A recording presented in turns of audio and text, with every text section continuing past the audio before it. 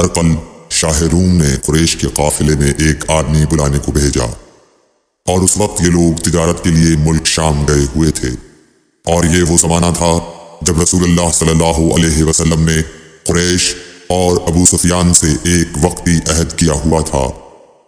جب ابو سفیان اور دوسرے لوگ ہرقل کے پاس ایلیا پہنچے جہاں ہرقل نے دربار طلب کیا تھا، اس کے گرد روم کے بڑے بڑے لوگ، علماء، وزراء و امراء بیٹھے ہوئے تھے۔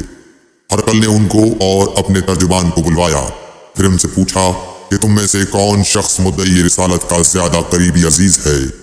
ابو سفیان کہتے ہیں کہ میں بول اٹھا کہ میں اس کا سب سے زیادہ قریبی رشتہ دار ہوں۔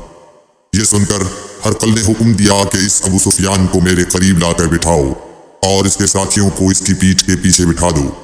پھر اپنے ترجمان سے کہا کہ ان لوگوں سے کہہ دو کہ میں ابو سفیان سے اس شخص یعنی محمد صلی اللہ علیہ وسلم کے حالات پوچھتا ہوں۔ اگر یہ مجھ سے کسی بات میں جھوٹ بول دے تو تم اس کا جھوٹ ظاہر کر دینا۔ ابو سفیان کا قول ہے کہ خدا کی قسم اگر مجھے یہ غیرت نہ آتی کہ یہ لوگ مجھ کو جھٹلائیں گے تو میں آپ صلی اللہ علیہ وسلم کی نسبت ضرور غلط گوئی سے کام لیتا۔ خیر، پہلی بات جو ہرقل نے مجھ سے پوچھی وہ یہ کہ اس شخص کا خاندان تم لوگوں میں کیسا ہے؟ میں نے کہا وہ تو بڑے اونچے عالی نسب والے ہیں۔ کہنے لگا اس سے پہلے بھی کسی نے تم لوگوں میں ایسی بات کہی تھی؟ میں نے کہا نہیں۔ کہنے لگا اچھا اس کے بڑوں میں کوئی بادشاہ ہوا ہے؟ میں نے کہا نہیں۔ پھر اس نے کہا بڑے لوگوں نے اس کی پیروی اختیار کی ہے یا کمزوروں نے؟ میں نے کہا نہیں، کمزوروں نے۔ پھر کہنے لگا اس کے تابعدار روز بڑھتے جاتے ہیں یا کوئی ساتھی پھر بھی جاتا ہے؟ میں نے کہا نہیں۔ کہنے لگا کیا اپنے اس دعویٰ نبوت سے پہلے کبھی کسی بھی موقع پر اس نے جھوٹ بولا ہے؟